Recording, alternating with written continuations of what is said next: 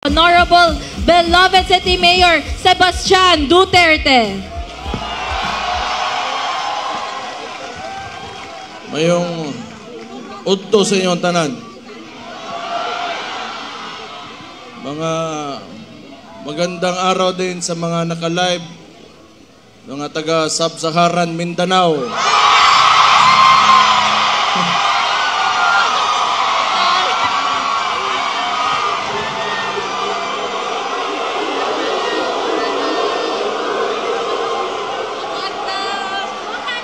Diba mo, bago ko sagulo na nako Tagalog ug Bisaya aron gatong mga makadungog makasabot po itong mga uban natong naminaw diha nas gawas. Unang-unas tanan magpasalamat ko sa inyong ginapakita ang suporta sa akong amahan.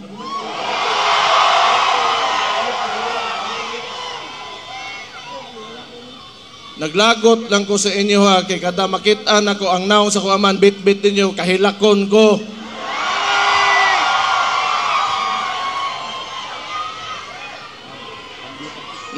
Mugara pod mo.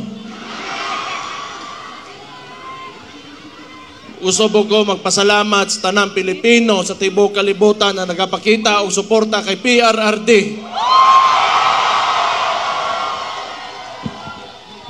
Kabaw mo, tinuod lang, sukad nga giaresto ako amahan illegally. Wag yung ko kasabot sa kong gibati. It has been a roller coaster of emotions for me sa tinuod lang. But every time makita na ko suporta ninyo, makusgan yung ko. Salamat kayo.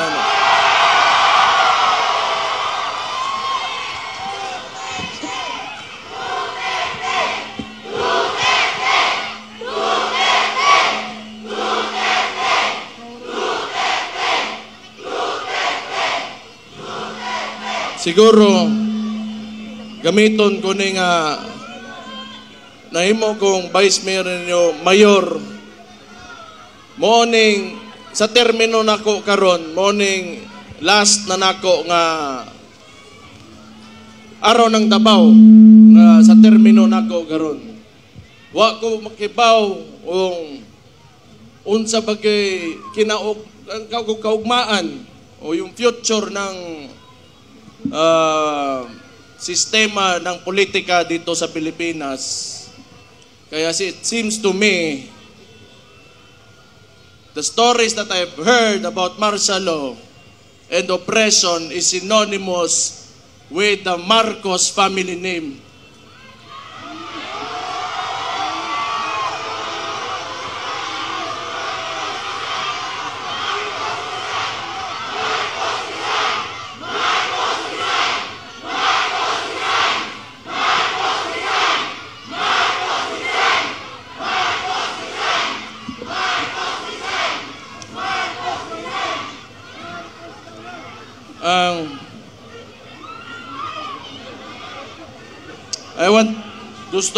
I will take this opportunity to tell Mr. Marcos how I feel about him. Mr. President Marcos, you will never be loved.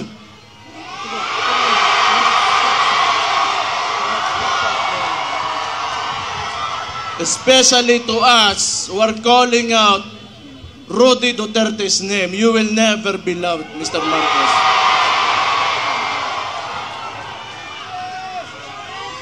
We will stand up and we will fight back.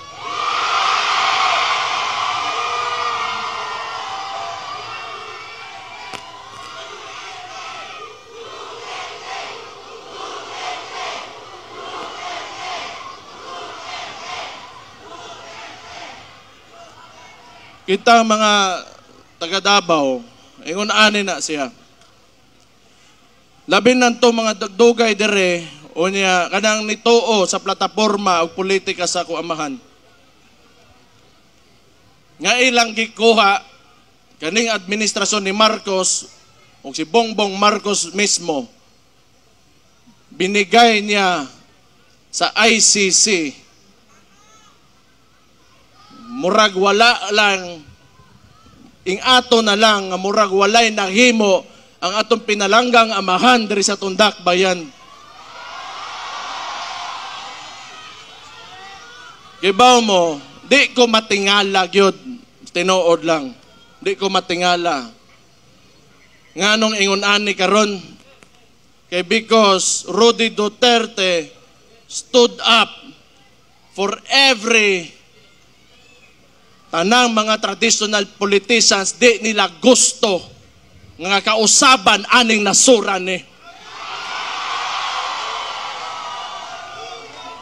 Una, along aning with Marcos o kani mga uban ring mga bagagnaw ng mga politiko. Di nila gusto nga naa ng Rudy Duterte diha kay mabulilyaso ang ilang mga dola sa gobyerno.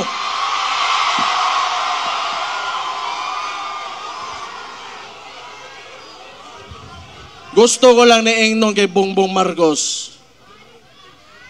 Aside you not being loved by the people, all you have is the government's resources and your term. Beyond that, you are nothing.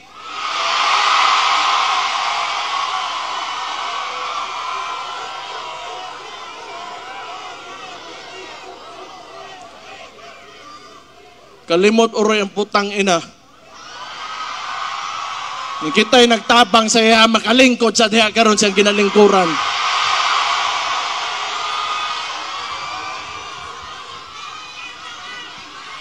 And I truly pray, Mr. Marcos, that you will be able to finish your term. I pray.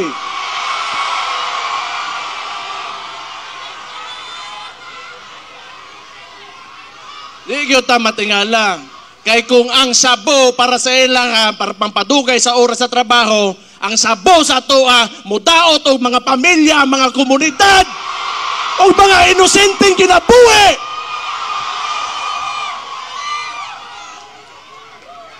Di ko matingala nga nung ingana na sila. Sige lang.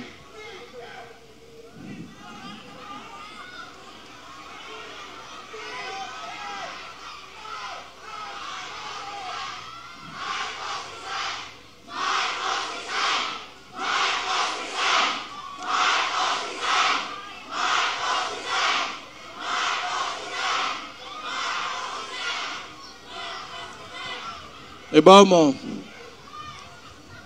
si Rudy Duterte, nga nung naaresto siya, naasa diya karon sa ICC, kay ning barog siya sa iya mga tinuuhan sa politika, nga tanaw niya, mo'y makapasaka o makapalambo sa kinabuhi sa mga Pilipino.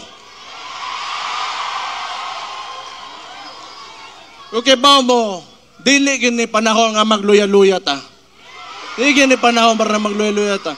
Dili nato sayangon ang sakripisyo nga gipakita ni Rudy Duterte.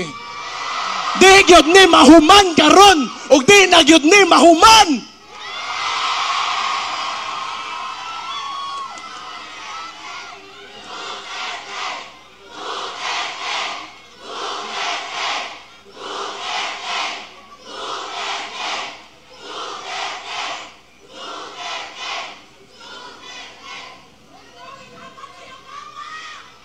Sige lang. Basta kita, labi ng tong mga contemporaries na ko, some older and a little bit older than me, a little bit younger than me, kita kipadako ta ng mga dabawenyo. Dabawenyo, mapursigihon. Ang dabawenyo, isog. Ang dabawenyo gusto kaayuhan. Ang dabawenyo gusto ka matuoran.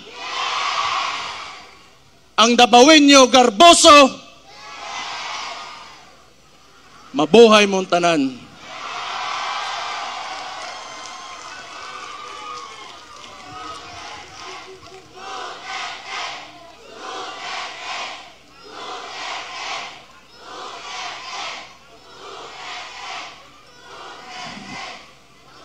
Basta ako, sige lang, paminaw na ko, gidaog-daog yung tagtaman yun karon, gitamak-tamakan yun ta.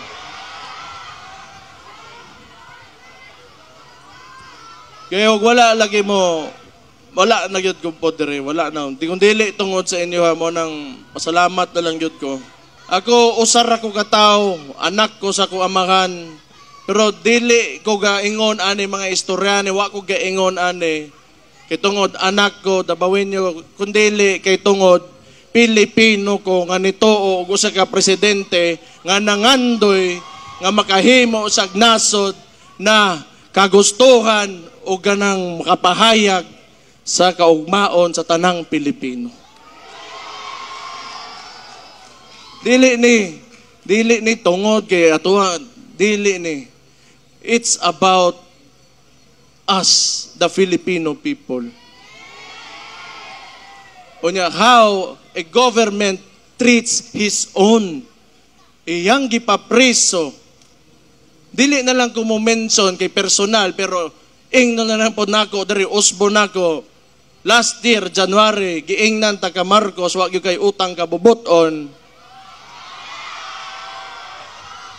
Ang imong amahan, gipalubong sa akong amahan, pero akong amahan, gipapreso nimo, putang ina ka.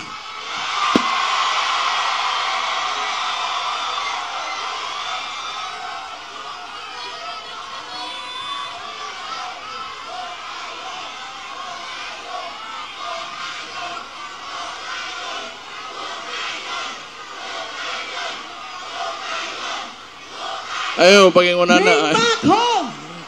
Ayaw hukayon. Dili ta na. Way labot ang patay ang istoryaan eh. Way labot ang patay.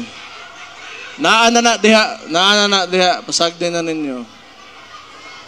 Noon, wala man si akong amahan dire, inyong tatay Digong, wala man dire sa Pilipinas. Pero kay baw ko, nagpabilin iyahang inspirasyon o ang iyahang spirit within every Filipino nga na-touch niya sa iyahang termino. Basta ako, ang tambag lang ako ninyo, mga dabawin nyo, kamo mga ubang Pilipino na nakikinig ngayon, do not ever allow your government to treat you how they treated my father.